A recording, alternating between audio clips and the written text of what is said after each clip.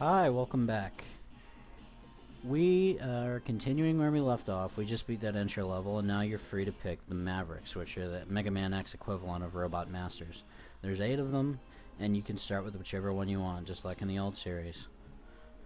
Oh, and you get these neat little things that are ultimately useless. The map, which shows where they're located in this little world Mega Man X lives in. Specification, which gives you some totally useless information, as well as the name of the item that you'll be getting for beating these characters. And stage, which is the default that gives you a little backdrop. Oh, and Mega Man X, which does nothing. A lot like Mega Man X, useless. Anyway, we'll be starting with what I consider to be the easiest one, Chill Penguin. You could actually probably start with Flame Mammoth as well, but if you start with Flame Mammoth, you don't get to see something cool. It'd be sort of hard to describe to you right now, so we'll just wait until I get a Flame Mammoth stage in the next episode. Here we are, Chill Penguin stage. It begins with this long approach, and oh, let me show you these guys. They're assholes. Fuck off.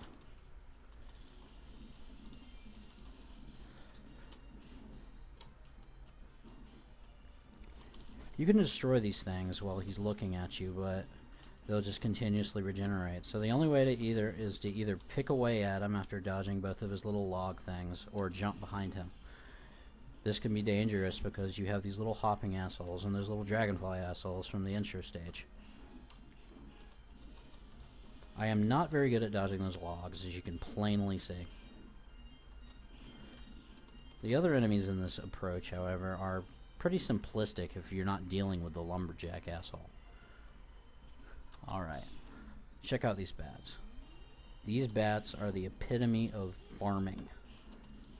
As you can see, they tend to drop a lot of items. And best part of this is... God, I'm so... Anyway, the best part of this is that they completely regenerate when you go off screen, as do their items. You can get everything from small power pellets to extra lives from these guys. Very useful, especially once you find energy tanks. Rolling guys, repeated enemies. No biggie. Enemies are pretty varied in this game, believe it or not. Ow. Anyway, this is a long vertical shaft, and once you get to the top of it, you get an item that actually makes traversing this long vertical shaft a lot easier. I find this sort of mean. Not much farther now. What we find up here is very important for the rest of the game, and see these capsules. There's one of these in most of the levels, not every one though, and you're going to need to seek them out if you want to stand any chance of beating this game without being really, really good at it. Typically they're hidden, but this one is just plopped down right in front of your fucking nose. So, let's go up to it. Dr. Santa Claus from the old games. Basically, he made X, which is not really a big surprise. And he tells you some bullshit about how he wants peace or something. You can see where Mega Man got his really, really gay pussy attitude from this guy. He had the misfortune of being made by him. He ended up being a fairy, just like Mega Man. At least Mega Man was driven. Never complained about what he had to do. Anyway, enough of that. Whenever you find these things, remember to jump in them, even if Dr. Light bores you almost to death. Because if you don't, then you don't get anything.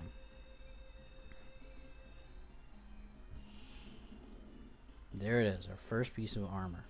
Dr. Light tells you that it increases your speed, but that's not necessarily true. It doesn't make you run any faster, but it gives you this dash. This is very useful on its own, but you can combine it with a jump, and Mega Man will jump farther and faster. This becomes vital. It is the only item that you would literally need to beat the game. All the other armor parts you find are optional. I'm not exactly sure what peacocks are doing in this level.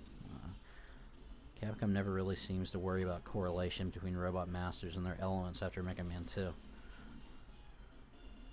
We're about halfway through the level now, and we're going to be introducing another new gameplay element right up here. No, that's not an enemy, that's the right armor. Totally awesome. Big mecha thing, and you can punch shit. Those things can only be destroyed by the right armor and a certain robot weapon. You don't have that yet, so you can't do it yet. That's right, the environment actually reacts to robot master or Maverick items. Something they also did in Megaman 7. I'm not sure which game came first. I didn't do my homework. I apologize. I feel kind of ashamed for that. Anyway. Oh. Keyboard is not friendly. I've discovered while test running this level that I cannot run, jump, and shoot at the same time. My keyboard won't recognize it.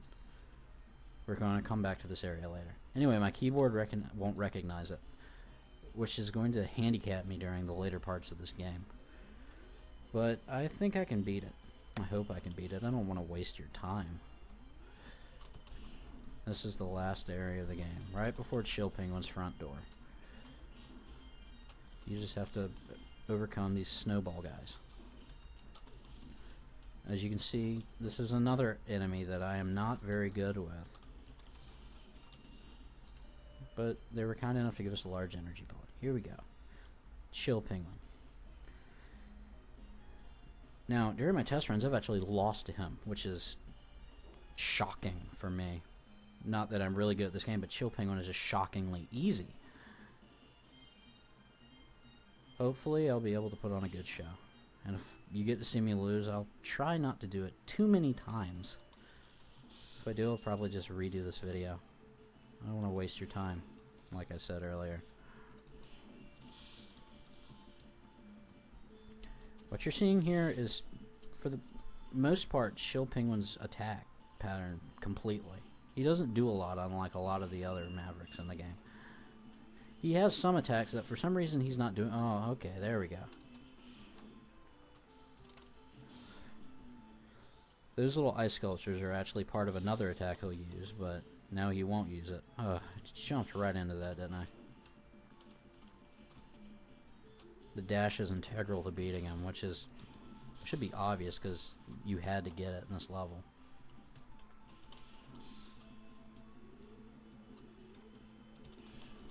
Let's get rid of that.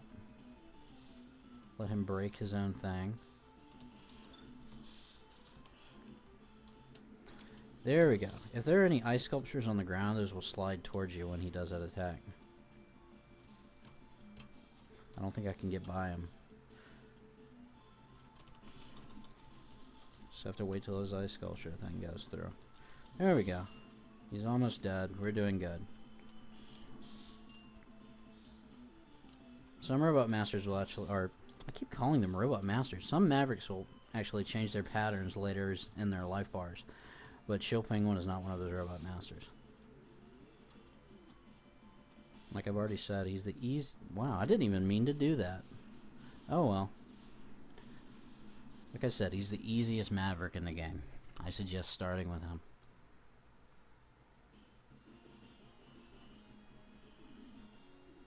Awesome victory music. Not really fitting for X. Get out of here. And what did we get? We got Shotgun Ice. Like Chill Penguin, it's not really that useful. It has a few things that you can do with it, but it's definitely not the best weapon in the game. Actually, the Buster is the best weapon in this game. There's no metal blade or anything like that. All of the items that you find are useful in some way, but they just don't beat the simplicity of the Buster. Anyway, that's all for this episode. See you later.